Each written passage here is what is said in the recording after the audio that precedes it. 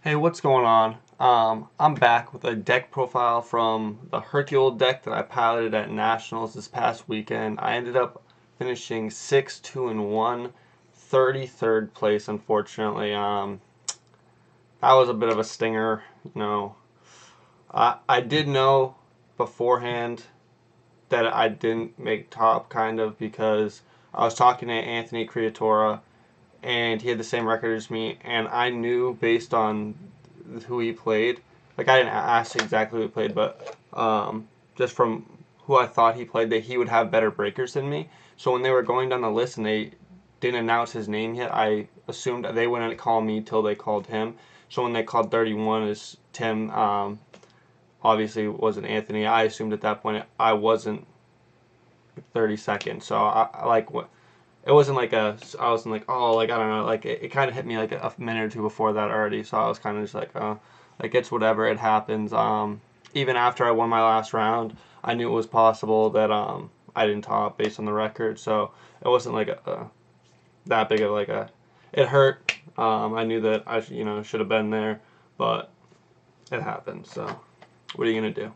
Anyway, it was an amazing weekend regardless. I had a ton of fun hanging out with a bunch of people, bunch of friends from DBS, obviously, seeing all the players that you don't see all the time, all the Cali guys.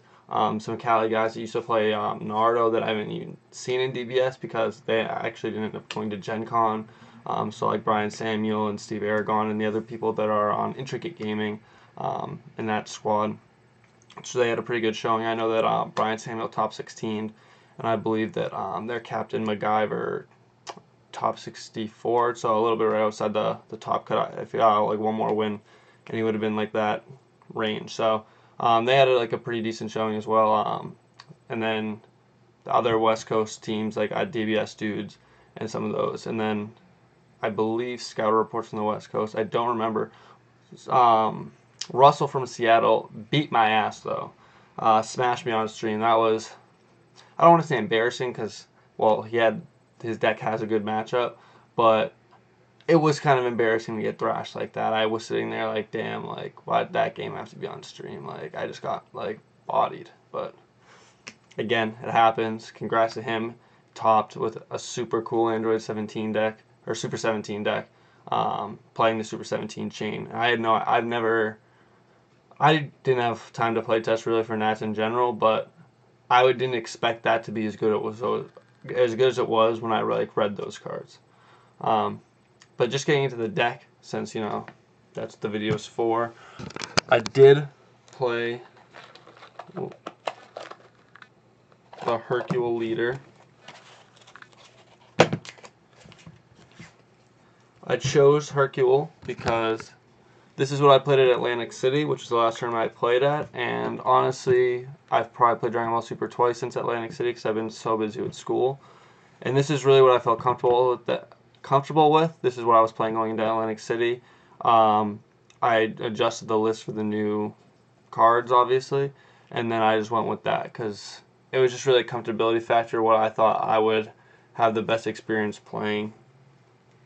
And I still thought that it was a good pick for the weekend because I thought there would be more Storm, which obviously Storm did very, very well at the tournament. It got the top 3 spots. But I only ended up playing one Storm, which was in the first round. So I expected more Storm. So I thought the Hercule would be a really good leader for that. So let me get into my main deck.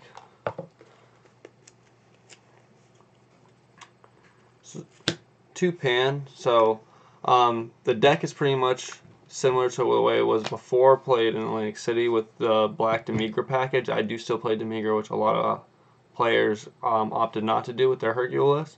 But it's going with a different finisher from set 5 as well.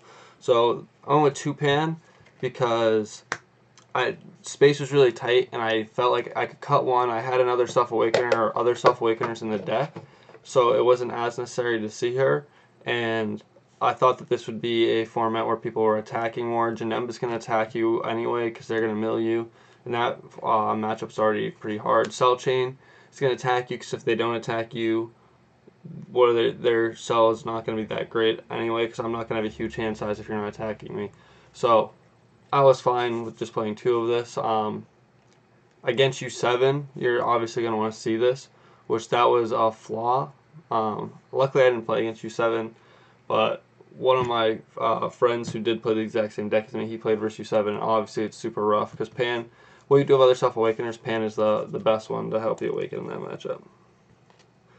2 of the new Dark Power Black Mass Saiyan. This is kind of like a tech choice. It's a black 1-drop for Demigro, which is why I could justify playing it. And then versus like decks like Pan, I thought it would be good. The mirror match, it can be good versus like the Goku Oob combo, and then obviously Chain Zeno, it's really good against. And then also Shenron decks. So I thought it would just be a good meta choice. It ended up being pretty terrible for me, honestly. It was just a black 1-drop. Didn't draw a card. Didn't need to help self-awaken anytime. Every single time I played it versus one of those matchups, it was useless. I played it versus Pan. I had a 2 of them out versus Pan, like an idiot. Completely forgot about the championship pack Vegeta and just let them both die. And I was like, well, that was terrible. So, wasn't a big fan. 2 Dende. This was versus Shenron or the mirror match or just any objection deck.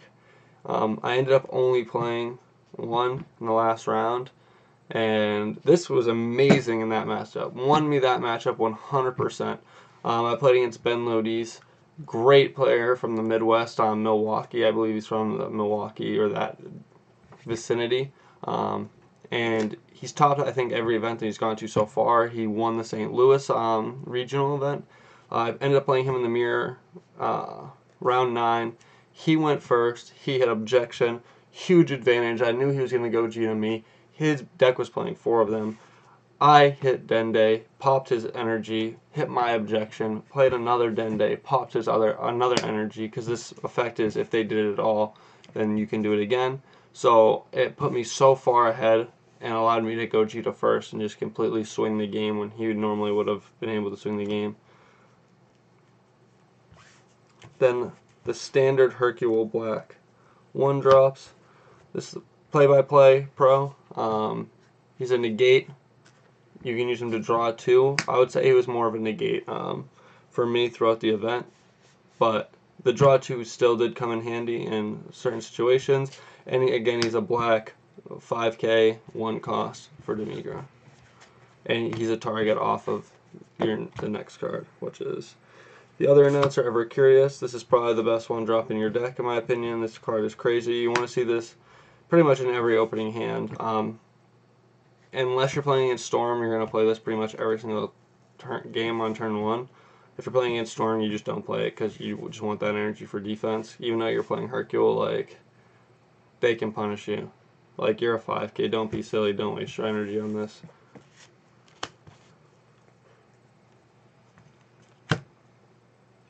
For Infernal Villainy Cell, the reason I played this over Unbreakable is someone mentioned that the new Black Mass Saiyan requires 15 Saiyans between both players. I'm going to be honest, I don't even know if that's 100% true. I'd never read the card once in my life, but I took their word for it, so I switched it to a non-Saiyan card that did exactly the same thing, and the red versus green had absolutely no impact on my deck, so I just listened to them. For blue Super Combo Gohans, I didn't side the yellow package, so I didn't feel like playing the yellow Super Combo. Plus, I didn't have it foil, so I wasn't going to side the yellow package with some unfoiled Super Combo when every other World Tournament card in my deck is foil. Other than these new cards, everything in my deck is highest rarity, so I wasn't playing that yellow package. That's probably, might have been dumb, but it's okay. 4 double shots. This is fusion material and also a combo into play and draws a card. It's super good in this deck for swinging aggro and putting pressure on, and also, like I said, is one of your materials for your bomb fusion material. Only 3 Oob. You don't want to be playing Goku as much, the Goku Oob combo as much in this deck. You obviously want to play it. It's amazing. It helps you swing and put pressure, but you can't be wasting all your Gokus because you need them to fuse. And also, deck space was super tight, or else I would probably play 4 of this because it's still incredibly good. Like, I still do want to be Goku Oobing. Like, I don't be like, oh, I can't Goku Oob because I need them for fusions. Like, if they have guys on the board, you need to get those guys off the board. That's the priority, to not die, right? So, like, the Goku, you're gonna Goku Oob, but you still need to be, like, have Gokus. For Goku, for the Goku Oob, and also your fusion material, double strike beater. That combo is incredible. For Storm, your game plan is don't die, play this on through the Zeno button in hand, pop their field, make them waste a bunch of cards out of their hand by swinging on them, and then that's kind of how you start swinging the game back in your favor. Because even though you have a bunch of cards in your hand versus Storm, like, you have no, like, proactive plays versus them turn 1 and 2. Like, you're not doing anything to them turn 1 and 2. You're just not dying. That's what you're doing. You're literally draw, charge, passing to not die, and then play this. Pop their board, pressure them. Zeno button, hope they don't battering. If they do, take that attack. Zeno button again, because if you're playing Storm, don't charge Zeno button. Keep that card. Because if they battering it, you're going to need it on the next attack. I guarantee it. Men's Warehouse. 2 at all costs Vegeta. This is our other Awakening card. This was for me throughout the day, weekend, whatever. It did win me like 2 games, so it was definitely useful, but it wasn't like absolutely amazing. Versus Janemba, I had Gogeta out, I believe. Gogeta or Demigra out. A triple striker. And he was at 5. I played, and I had already used 2 Dimension Magics before this, I believe, on Demigra's swing. I think it was Demigra. I don't remember. It might have been Gogeta. But regardless, I hit him with the triple striker, and then swung another triple striker right away, so he couldn't use his leader effect negate, and he was tapped out, so he would need to have the sparking dimensional magic, and he already used 2 dimensional magic, so I just went for it that he didn't have it, and that's how I beat Janemba game 1. And then game 2 versus Janemba, there's 13 cards in my deck. I was unawakened. Demigra was still in my deck. If I saw it that turn, I won the game for sure. So I played the risk and flipped and attacked to see 4 cards and didn't see Demigra. So I put myself back 2 turns of mills, which was obviously not great. I did see Demigra the next turn, but like obviously at that point it was too late. I needed it that turn. So I just went for the play because I knew if he had milled it out on any swing that I had lost. So I just went for banking it was in the top 4, and it wasn't. So we ended up, that was my draw. I won game 1 with this and then lost game 2 by going for it. 2 Gogetas, 7-drop. This card is freaking nuts. You can't interact with it at all. Deflect and barrier. I don't know who thought that was a great idea. So, the card is sick. Looks sick. Effect is like really good. Blue needed like a really good late game card. I felt like it was like lacking, but barrier and deflect, like, whew, you could have gave it deflect so its effect always goes off. That still would have been crazy. But barrier, come on. I'm not getting into it, but that's, yeah. This card is ridiculous. I'm not gonna lie. When I was on my way to Atlantic City and Chris Welch told me to play this card, I literally messaged him like, "Are you off the pack?" I thought he was trolling me. I forgot what this card did, honestly, but I was just like, you can't be serious. I just assumed this card was trash. Read the card and I was like, well, that card is freaking broken. And then looked at like the deck and I was like, yo, that actually works. Played it at Atlantic City, it was broken. Continue to play it because this card is absolutely broken. If you play this card, you win the game probably 95% of the time. I did lose a game playing this card because I punted the game.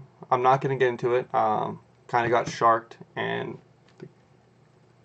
the kid drew very fortunately, I'll put it that way. But lost a game with it. I was very surprised. This card is, if you play it, you almost always win. It is absolutely incredible. If this card did not have Ultimate, it would be probably the best card in the game, and decks would just be built around this broken card.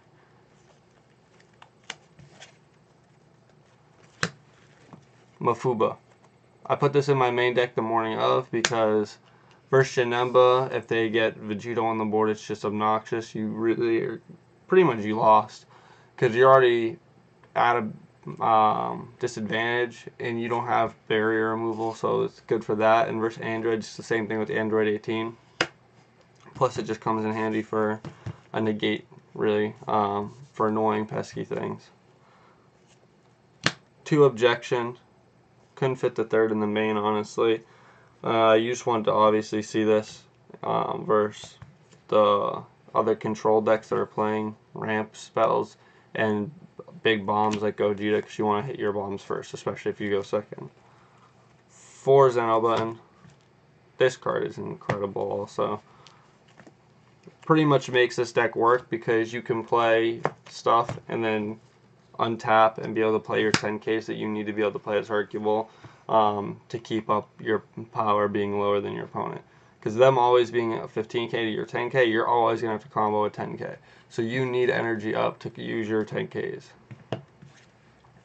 And last but not least, of course, for Senzu Bean, this card is obviously broken. And pretty much a staple in almost every deck, aside from like androids. Yeah. Mono Red Pan, I guess. And then my side deck, pretty bad. Anyone that knows me, I don't put too much work into the side deck because I usually make it the night before because I'm a pretty last minute guy. So definitely could have been better. It was really like, oh, we need something for this, and didn't actually end up needing it, but it is what it is. 2 Goten. I'm gonna be honest, I don't even remember what we sided this for. Black Massane, maybe. I'm sure someone could remind me, and it sounded great at the time, so it went in there. But I know I never sided it once. I never thought that I would have ever sided it once in any of my matchups. I'm like, oh, maybe I should side Goten. Like, I was like, nope, that was useless. Probably round 2 or 3, I just was like, yeah, I probably shouldn't have put this in my side deck. I already pretty much knew. But, again, it is what it is. 2 Gogeta 5-drop. This was actually super good. I wish I could have fit this in the main. The deck space is just so tight. This card's incredible. It's a +4 on summon if you get full value, obviously. And versus Cell Chain, super good. You can just build a big hand without Awakening, and then pretty much forcing them to Cell Chain, and then you keep this and Awakening on the same turn, and you just swing so much advantage. Pop their Cell, pop something else, draw 2, Awaken, draw 3, swing, draw a card, combo, draw a card, like. And you have a 25k beach, like, it's so good. This card is incredible. Another one of this card versus Chains, I know. I did side it round 2. I played versus Chain Zeno Trunks. This is versus Victory Strike. Then I ended up playing Victory Strike.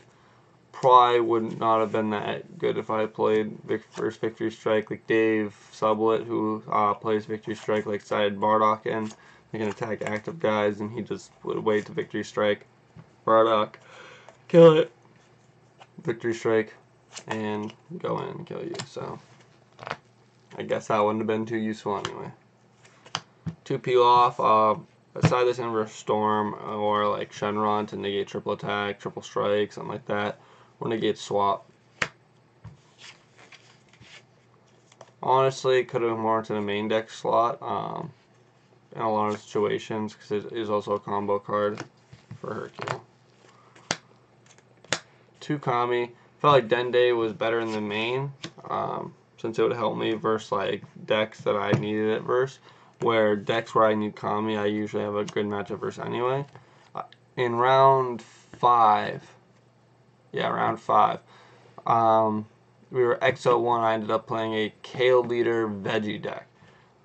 I was very surprised by that, first off. But he was going in on me hard. I was like, what the heck? Game 2, I had Kami in my hand. He dropped, he had a huge board. He literally dropped all 4 Dauntless Kale, 3 blockers in 1 turn. I was like, oh my. I had the Kami in my hand, played it, popped 9 guys. 9 guys on his board. And he still started going back in. Next turn, plays Shenron, uses effect to bring back Kaba. Activate Kaba, hits Khalifa off the top. Khalifa off the top, hits Kale off the top. I was like, are you kidding me? 4 energy just got him 4 more guys on the board. It was crazy. But Kami only put in work really in that. But it was a black 1-drop also. So, I mean, versus like useless decks, or decks where Black Mass Saiyan was useless, I could have sided this in. This is a black draw card. Third objection versus decks like the mirror match and Shenron that you want to see it, you want to ramp, you want to have the 3rd copy. But versus Storm and stuff, you just can't really afford to have the 3rd copy in the main deck because it's just super bad. 3 Haru Haru versus Androids because I was kind of not like super worried about the matchup because I beat it before, but they did get Android 18, the Deadly Defender, which helped the deck a lot. And on top of that, it was just already a bad matchup. This is black, works with Demigra, free guy, untaps my energy, and there wasn't like much I felt like I could put not that I wanted to put my side deck that I really wasn't 100% on what people are playing. Like I knew pretty much every deck that I played against, those were all like real decks in the field that I could play against, except probably the Kale deck that took me off guard. I didn't really expect to see that, but for the most part, everything that I saw was expected. It's just I wasn't really sure, how much of which I'm gonna see and what to prep for and adjust for, since the metagame for Nationals was so wide open. With that, I want to give a big shout out and congratulations to my man, my dude, Jordan Sparkle Markle, the first Dragon Ball Super National Championship. He took it home for us. Was using my nice Canada Tonto Curie, whatever it's pronounced, play mat the whole way until finals. That's my guy right there. So proud of him. Anyway, I'm going to be making more content. I said that before, but I got some plans. School died down a little bit, DBS. Slow for a few months until regionals picks back up again. Unfortunately, I cannot go to the Orlando 5K held by ARG because of work. Already tried to request that off. Not possible. So I'm just going to be focusing, still on school, but also, instead of playing DBS, on making some DBS content. So, until next time, I'm out. Peace.